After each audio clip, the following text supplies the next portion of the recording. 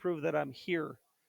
And it is me, and we're live in class. Okay, so one quick thing, I did reference the calendar. Hopefully, I don't show anything bad on the internet here. Nope, just the not that it'd be bad, but nobody's face or anything like that. But we do have. I guess I'll type this in now. We do have a quiz Thursday. Okay, first deal. Had some emails with students that are struggling. Help me this, help me with that. I teach. No, I told you all year long. Not that you have 5B study hall, but I'm a tutor in there, and I'm all by myself. We have 3,000 people in this building. I would think there'd be quite a lot of opportunities for people to already be getting math help to nip it in the bud and make sure that they know what's going on and be solid. So it is not good. I have not seen anyone, not that that's you, if you have a 5B study hall or not, but the point is you got to be using that resource now. All right. If you are struggling with getting some of those answers. One more time, too, releasing the keys after. Sorry about not getting my stamping done quick enough. But at least by tomorrow, whether the stamps smell or not, I'm going to get them back to you so you can at least check your answers if that's the case. Why don't I do it before? I think it's terrible when students, very first thing, they have their blank worksheet, and the first thing they do is open the key. And then they're just staring at the key and thinking they're actually doing their homework. You don't realize you're not letting your brain struggle and try to access the deepest parts of your mind from a note scenario to get these answers on your own. So it's not good, and you need to wean yourself from that. Um, I think we give you too much sometimes. And when you go to college, you may be shocked how little you get as a resource. So, just keep that in mind as we have this college algebra trig class. All right, those in last hour, skip this video if you're still listening all the way to the end, and hopefully I'll get to the examples I wanted to. This is really for page 2 when we have absolute value, and you don't know what page 2 means. The first couple ones are just Mickey Mouse ones. They're really just can you solve an inequality and then write the answer in the correct mode. But just I'm going to reference this when we go to page 2. Write the inequality as an equation. This is you have an absolute value inequality. This becomes a little bit different. And then finding critical points on a number line by testing. And then putting your answers in interval notation and set builder notation. That's what we're going to do next page. We're actually going to do that this page, though. I do want to harp on this. Because A, I know I have some people that come from different schools. B, Lockport Math is supposed to be doing this all across the board's interval notation. I don't think it always happens, though. I'm a tutor in there, and sometimes I see the set builder notation instead. So we have to kind of look at all this. So do me a favor at this little thing. This is a little interval notation, set builder notation, and graph, and what these all look like, and just to remind yourself. So here's the graph. I'm not going to label this graph. I think you know that's a number line graph. And then I'm going to say, let's say the number's 8. And then I'm going to do an open dot right now, but then tell you what our book does in other books. Instead of open dot, they do a different symbol that's related to interval notation. So that's a number line, and this represents some solution set. Okay? So that's a number line answer.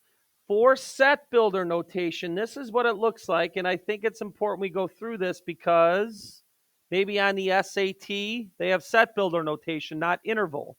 Got to be ready for both. All right? Now, real quick, come on, 7th hour. What does this represent? Is this X, are these numbers greater than 8 or less than 8? 3, 2, 1, go. Greater. That's what X is. X is all of these numbers. That's all the numbers over here. So the inequality is X is greater than, not equal to, because it's not filled in as a dot, not equal to 8, but greater than. Now, that X bar thing, all it translates to is X, all X is such that X is greater than 8. It's just a little added thing. I just want you to be able to recognize the solution set in that manner. When I use the CUDA software sheet, it only uses set builder. I can't even barely turn it into interval because there's some sort of conundrum in there with math language, or not math language, computer language. And then here is interval notation. So we'll call that, this is a little out of order. And then this is what interval notation looks like for the same question. Okay, you go back to the number line. And it is in order of the number line, and it must be. So it is 8 with a parenthesis. Parenthesis coincides with not equal to 8, but everything right after 8. 8.1, 8.2, 8.0000001. Just barely past 8 would be part of the solution set. Comma, and then real quick, what number's way out here forever? 3, 2, 1, go. Infinity, get used to it. It's funny how you did 8 because infinity looks like a sideways 8. That is interval notation. It coincides with that graph. One more, in case it doesn't come up today. What if you have, I'll do an in-betweener, and then I think one later does come up as going in opposite directions, and hopefully I get to it. But let's put this number line down. Example, the second example of this, -2 to 5. Now, instead of open dots and closed dots, if you happen to open up the green book and look at graphs, I think it's in P1, how to graph an interval notation, or how to write a graph, they coincide with interval notation. So they literally put a parenthesis there, a bracket there, and then everything in between, instead of open dot and close dot. Sorry that my bracket does not look so great. It's really hard to write on the screen. It is like writing on ice. It's so slippery. Okay, for set builder notation, X such that, and sometimes that straight line there is a colon. I think our book uses like a bar there. X such that. And then it's an in between inequality. Now again, I'm going to analyze this first part before I continue. X exists somewhere in between these two. So X is greater than -2. And that's actually what this says. X is greater than -2 when you read the left to right. Not a fumble. Good save. And then less than or equal to 5. And then it's just a brace for closing the statements. Okay, so that's an in-between inequality. When we have them diverging, which we will, I'll show you that on the next page, especially with interval notation. And then interval notation, this is why our book graphs like it does. It coincides exactly with the graph, except it just replaced the graph with a comma. That does mean all numbers between -2 and 5, including 5, but not including -2.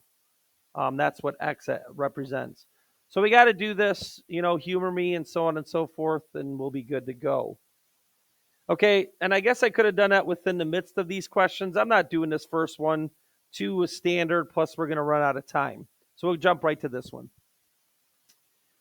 Okay, so go ahead and write this down. Get your formal notes. I am not following those words up there. I'm just solving this inequality. It's a basic inequality. I just have to solve it like an equation. Oh, by the way, as you're writing this down, and I know these random questions, I throw this at you, shift gears for a second.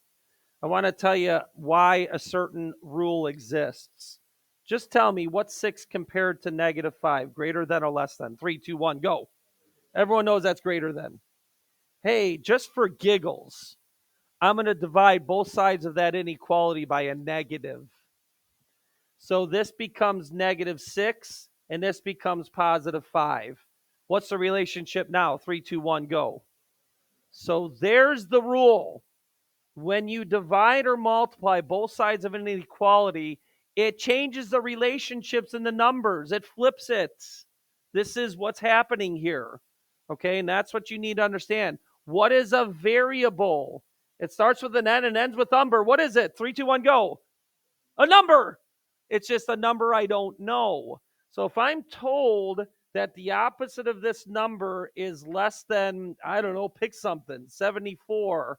In order to solve for this X, I have to divide by a negative, but this is a number. So it must follow the rules of numbers. When I divide by a negative, it switches the relationship because x is a number just like 6 and -5.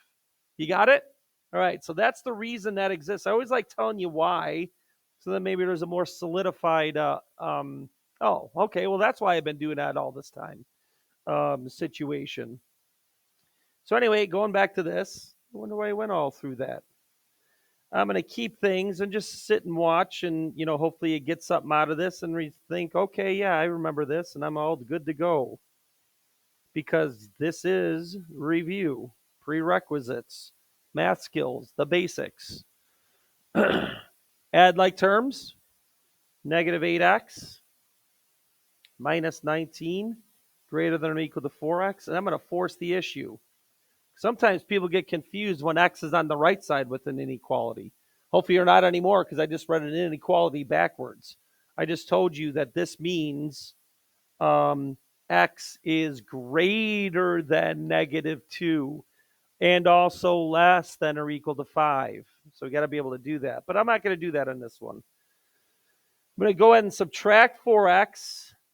Those that struggle, you better invest into the writing whatever you do to one side, you do to the other idea, which almost everyone can repeat when I say that.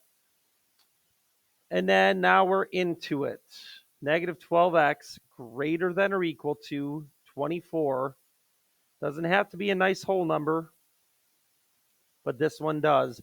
But as soon as I divide it by a negative, the inequality flips because of what I just showed you with regular numbers. I know you have a variable in there. You don't know what the number is, but the relationship's been switched. So it is x is less than -2. Okay, maybe invest in how we graph in the book. I don't care. If you want to put a closed dot, fine. But in the book, this is how it's going to look when they ask you to do this. Just put -2 on the number line and then put a bracket. Bracket means including. Notice which way I'm facing it because it's x less than. Numbers that are less than -2 go this way. By the way, if I annoy you by asking for set builder notation, just go back to this and stick an X with a line and put braces around it. There's set builder notation. It's it. It's just the inequality. I like that I have different colors here to note that these really don't have a lot of meaning. But I don't want you to be thrown off when you see this in an answer when I use a CUDA worksheet and I don't change it to interval. You got to be able to toggle back and forth. All right, and then why this is good, interval notation, which is in this column right here graphically, and then solutions. Here's set builder notation. Here's interval notation. By the way, what number is way over here forever? 3, 2, 1, go. -infinity. You have to go in order. So interval notation is -infinity all the way up to 2. And then the reason they invest in graphing like they do in our book, the graphing turns into interval notation perfectly. A bracket means including -2 as well. So here's what would happen, not that you care, but when I plug in -2, I can do it on this side.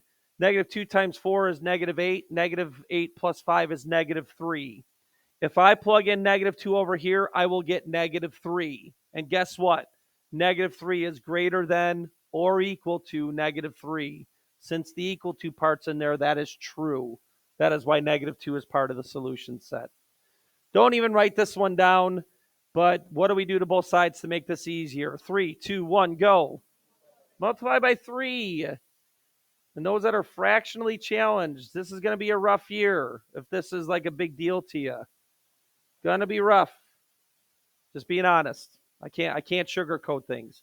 And then subtract 5, divide by 2, and write your answers. I like this one. I do want to talk about this one. Did someone say something? How much they like fractions? All right, so you got this one. I really hope the volume's on. I get ticked sometimes when I use this one. It could accidentally turn off. I don't know if these buttons do it or not. I get a little nervous. Okay, just giving you a second to write it down. If you're still in 6th hour and you're here, move on. Go to the later part of this video. Pull the thing in the bottom to get it So what's great about YouTube videos, you can pull to the section that you want. You don't have to listen to the whole video. That's where I put all my stuff. YouTube star.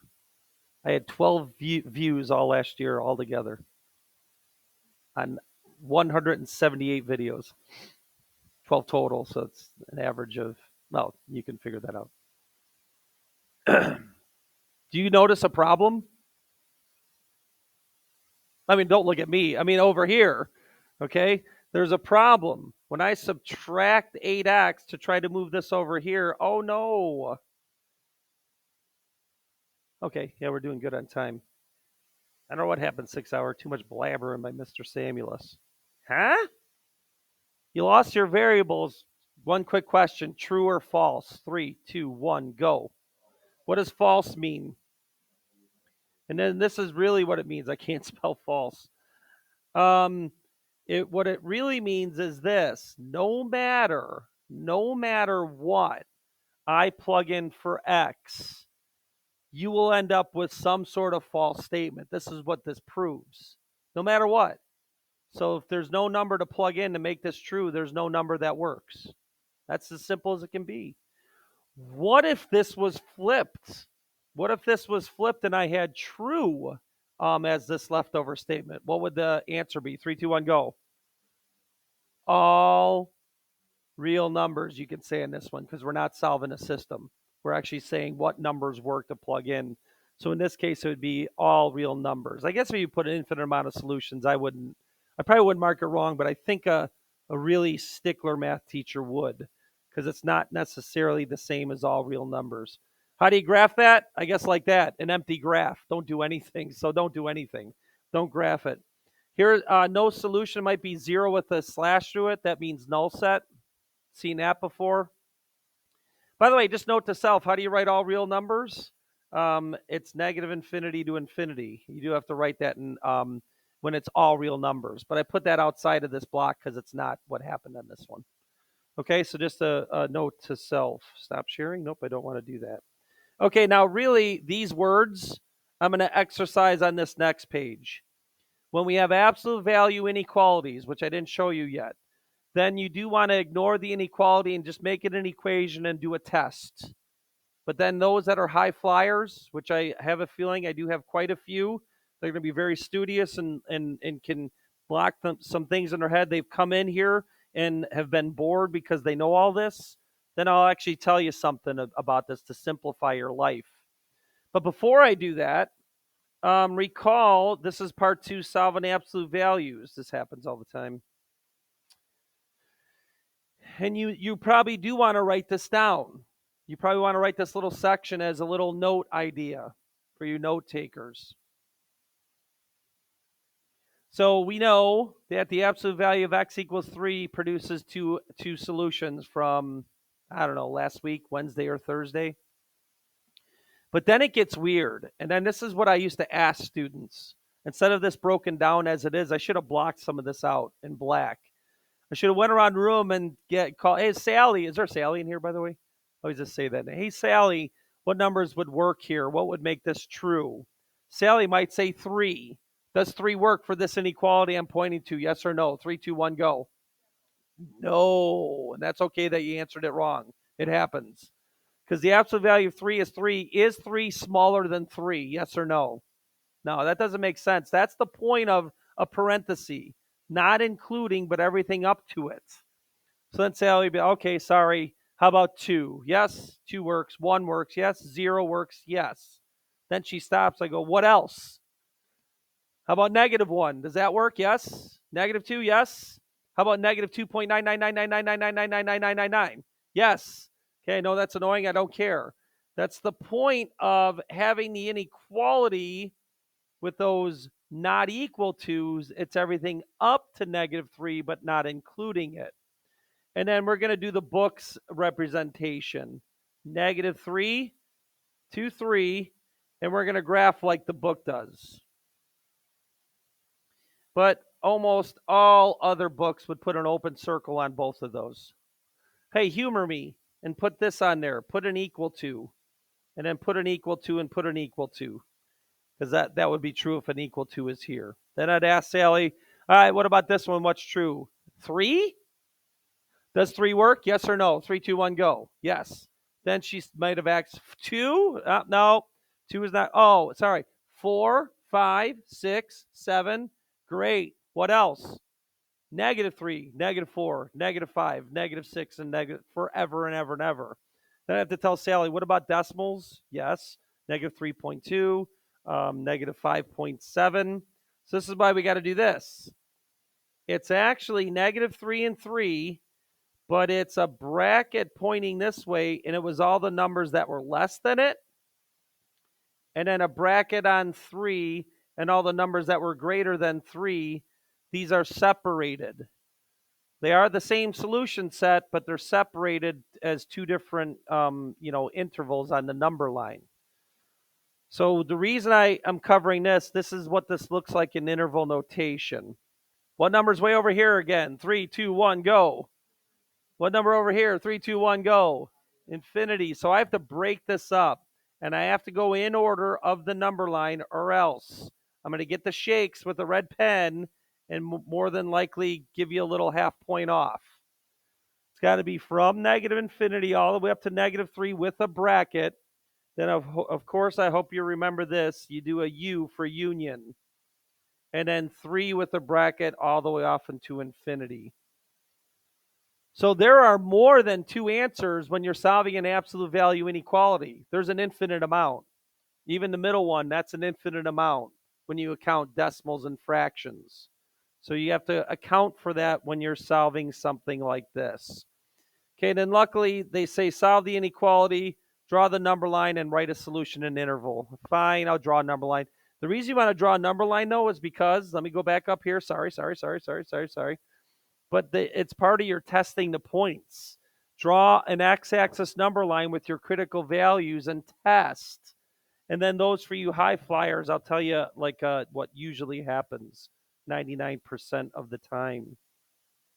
Okay, so we'll stick there, and then I'll leave it there. Luckily, they don't say set builder notation. That's fine. And then I forgot which ones. I think I did 5, 7, and then I wanted to get to 8 and one of the graphing calculator ones. Graphing calculator ones are a little bit tougher. I may run out of time and just have to maybe show you all tomorrow the graphing calculator idea. I want to zoom in on this so it's large, and then let's get this over with. Before you do anything, you must isolate the absolute value all by itself. Add 2, and you get 6. Okay, now, in all honesty, this is really what you should do next. You should ignore the inequality and just set up as if you were solving 2 equations. So it's the 6 and the -6. Because -6 is also 6 spaces. So this thing is 6 spaces away from 0. So therefore, it can be equated to -6 as well, because -6 is 6 spaces away from 0. And then you solve. It's actually simple solves. I'm not doing my undos. Subtract 4, 6 minus 4 is 2. X equals -1. You don't have to show your undos if you're fast with your solving. All right, and then subtract 4, and if you're good with your numeracy, a negative minus a negative is a bigger negative. Actually, smaller negative is what I should say. And then X equals 5. Now, the reason you're going to want to do this is next week, after our quiz Thursday, we're going to go into factoring, all right, and then in quadratic formula solving, and then we're going to end with inequality solving with quadratics, and it's the same test, what I'm going to do here. You do the same thing. Or you can think graphically as well. I could think graphically on this one, but I'm just going to stick with the test thing. Put -1 and 5. Here's your number line answer, but I want to analyze something. And I will say this. Usually, 99% of the time, except for special cases, you're either going to get this first thing or the second thing. You're going to get either the in-between answer or the divergent answer, I like to call it, where they go away from each other. So when I do a number line test, this is all I really do. I locate the easiest number in the world to plug in. What's the easiest number to plug in to evaluate? 3, 2, 1, go. 0. And it's right here. And I'm going to do it. And then I'm going to do it like actually right here because I think I know how to add 2. So I know this is still a cool equation. What's 2 times 0? 3, 2, 1, go. What's 4 minus 0? Go. 4. What's the absolute value? 4. Is 4 less than 6? True or false? True. That more than likely means these are going to be false. It's usually an alternating scenario, except in special cases. So, okay, fine, I'll check it. 6, 2 times 6 is 12. 4 minus 12 is negative 8. 8 is not less than 6. I just proved it, and I guarantee the other side's false. So here's your graph. You can do it right now. You know what? I'm going to do it not like the book. You have an option. Let's do the open circles this time because that's probably what you'd see on an SAT. You would not see our specific notation. You got to be able to toggle back and forth, right? And then it is everything in between because that's where I got my true. If 0 works, every other number in between -5 and 5 or -1 and 5 should work. And then they said interval notation only. Nice. What's weird about this is that looks like a coordinate. It's not. Those are the x's that solve that inequality. I take any of the numbers between -1 and 5 and plug them in, I'll get a true statement. That's what it means to solve. Looking at that poster, huh? Pretty cool. I got that as a gift. What's his name again? It's on there. John Meyer. Hey, John, you just made the video. He won state 3 times shot putting. Goes to Michigan now. Okay, sorry. Everyone all right out there? Thank you. One person responded out of 29. Next, 2x minus 1. What time is it, by the way? Oh, we're all excited about that, aren't we? We only have 10 minutes.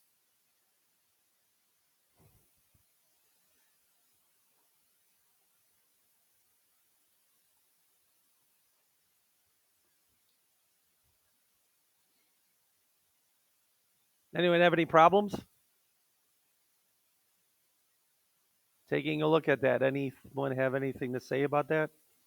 Share with the rest of the class? Yes, nice. So what do you think would happen with this?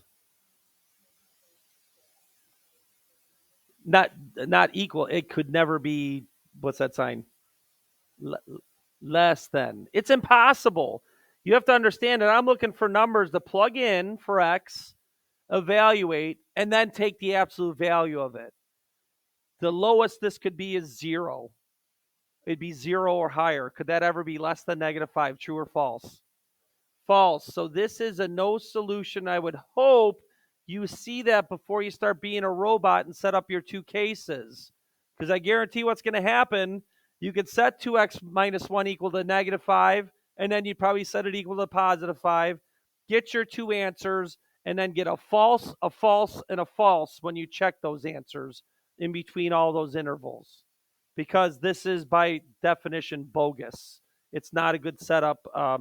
This could not possibly happen. By the way, what if this was like this? What if it was greater than? What do you think would be the case? All reals. Because this could only be 0 or higher, and that will always be greater than a negative. So be careful when you're solving absolute values and you have that absolute value isolated. Equaling or less than or greater than a negative, it's really something you need to think about, not solve like a robot. Solve using your steps here. And I did want to see what happened with this one. You better really be careful when you do your number line test on this. Okay, so I did say, give you a second, write it down. Then I think for both classes, I'm just going to, maybe I'll let you leave and then I'll keep teaching and do the graphing calculator thing, and then you guys can look at that as well later. It's 3 minutes. I'm asking you 3 minutes. Open the video, pull it to the end, and then you'll know how to use your graphing calculator. And yet people without a graphing calculator, first of all, I don't know how you got away with that last year. And second of all, we need to go be getting those. I'll check. We're going to meet tomorrow with the CAT group. Our test is Thursday.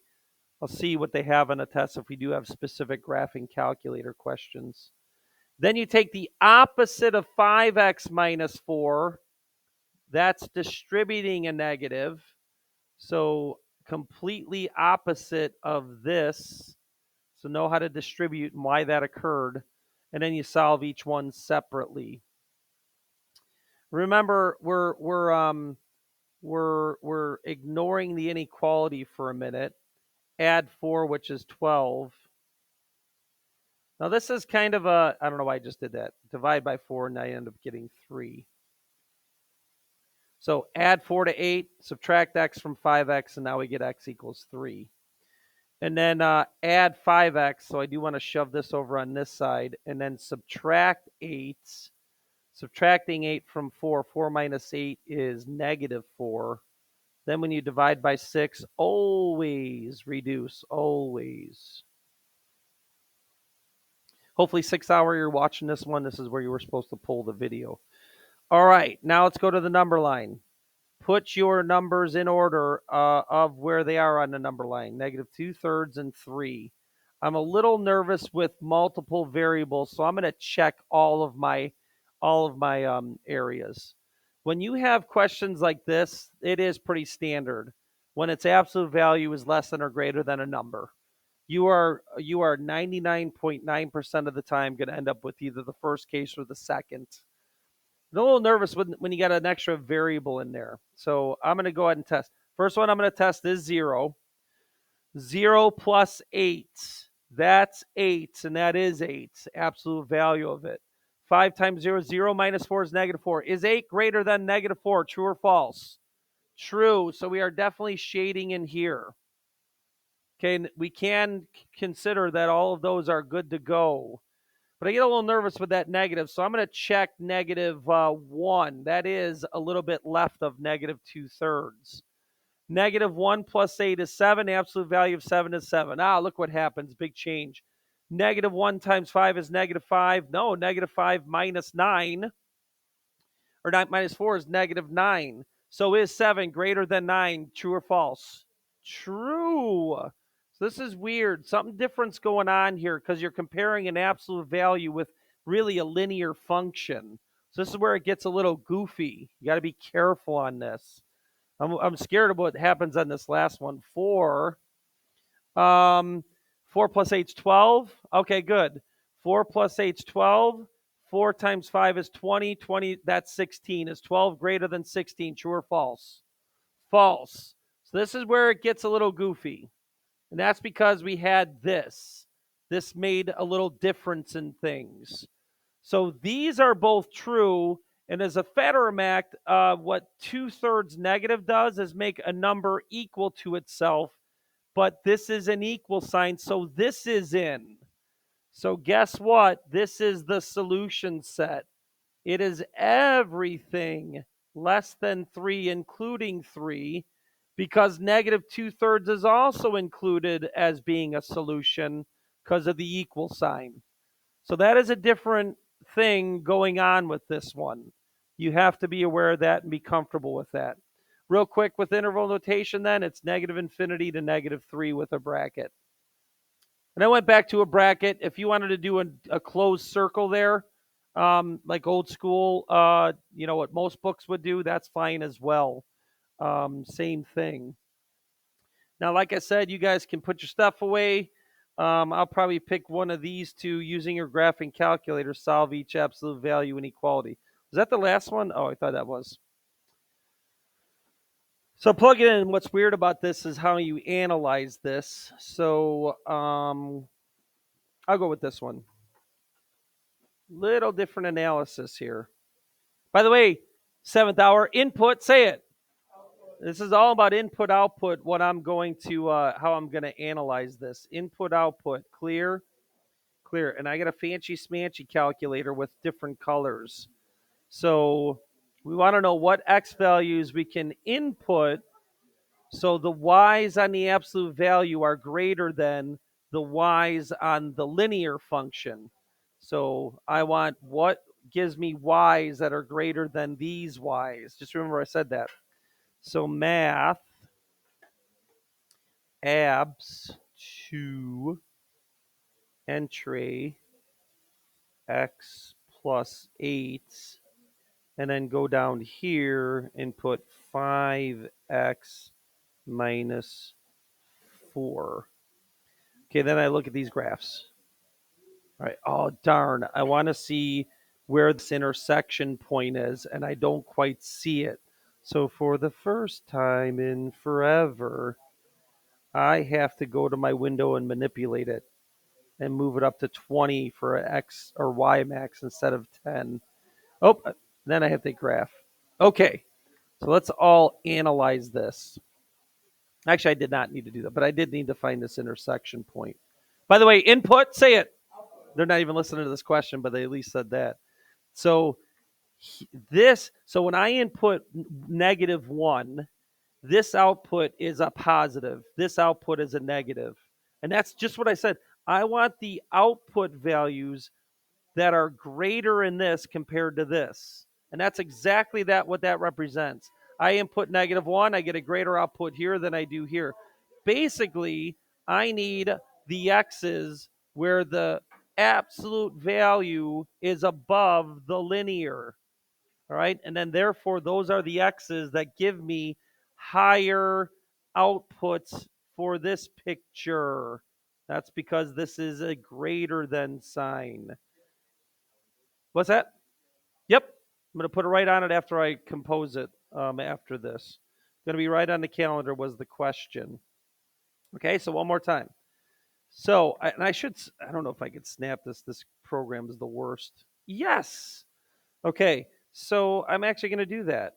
Sorry, program, for ripping on you. You're actually not that good, though. But so these are where the inputs, the outputs are greater for the left side of the inequality. So that's what I like. These outputs are higher than these outputs.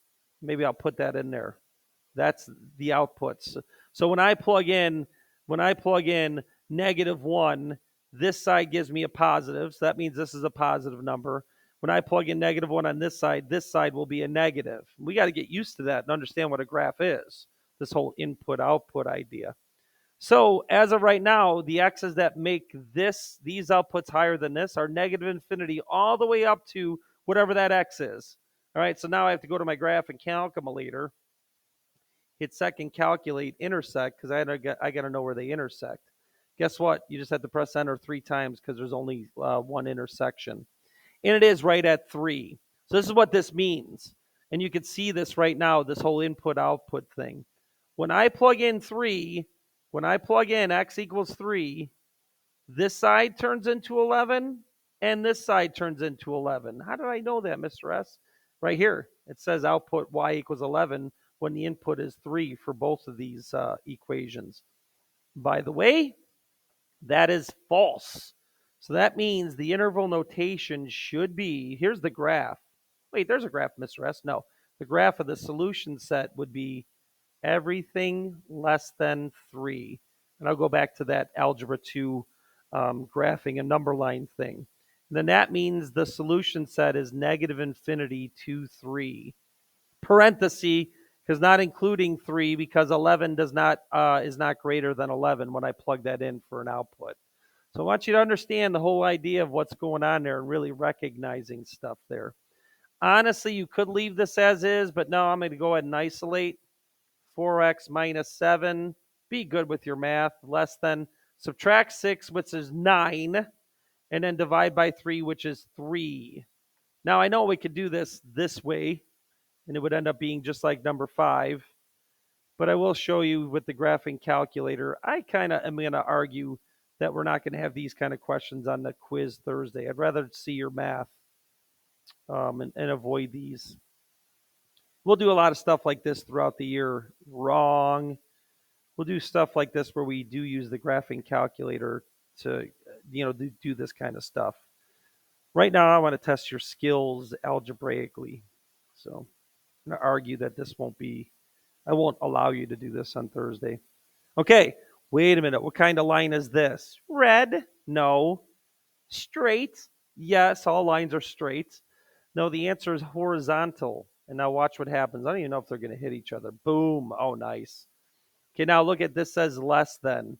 So now I want this. Let's pull this screen. I wonder if this will work again. I knew it. So now this thing got finicky and put that picture somewhere. Oh, there it is. Okay. Oh, it just took a while. When did that happen? Hey, there we go. And then I'll shrink it down. Jeez, maybe I can't program it. I don't know what happened here. Wait, where am I at? What the heck is going? No, so put it in this, and there's my work for this. And then it screwed up this one. Jacked up all my. Here's this program. But anyway, last then. So I guess I have to look at this, even though this got all moved and stuff. Okay, so this guy, where is this graph less than the graph for 3, and it's right here. So we're going to do this analysis. Wait till we get to the next week or a week after with more inequality solving. The outputs for this are smaller than the outputs for this in this interval right here, because we know 4x minus 7 absolute value of it is a v. So now I do need those two intersections. Second, calculate, intersect. I do want this one. I wonder if it's going to be 1 and negative 1. If it is, then I can. There we go. It's going to be 1 and negative 1. Second, calculate, intersect. Again, swing over there and then just hit enter 3 times.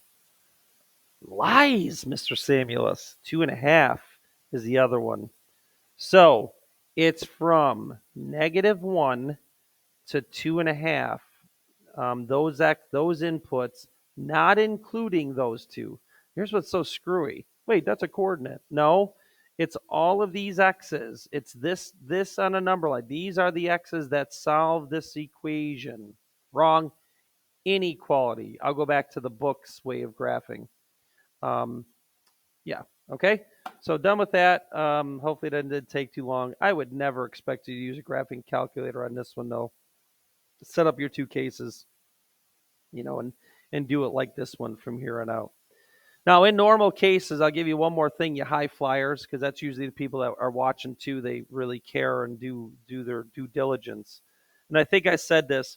If you have, I'm going to tell you right now. Here, I'm just going to make up something like that, and you can solve this one. It's probably going to be fractions because I'm just making up stuff right here. If this was less than or equal to a number 5, that's positive, so I can set up 2 cases and go. When an absolute value is less than or equal to a number, you do end up with this case. When some random absolute value, 4x plus 12, is greater than 74, just making up something. When an absolute value is greater than or equal to, you have this divergent scenario. But be careful. It did not work when we had this variable involved. That really screwed up some stuff. We could look at this graphically. Turn off the video right now if you're bored, but I'll show you what I mean by this. We will have a position in this graph where it's going to be, well, then I get to check my answer too. So show you how the graphing calculator can help you on this too. Math, and I'm kind of curious because it was weird what happened on this question. X plus 8. If you're watching out of curiosity, that's a good thing.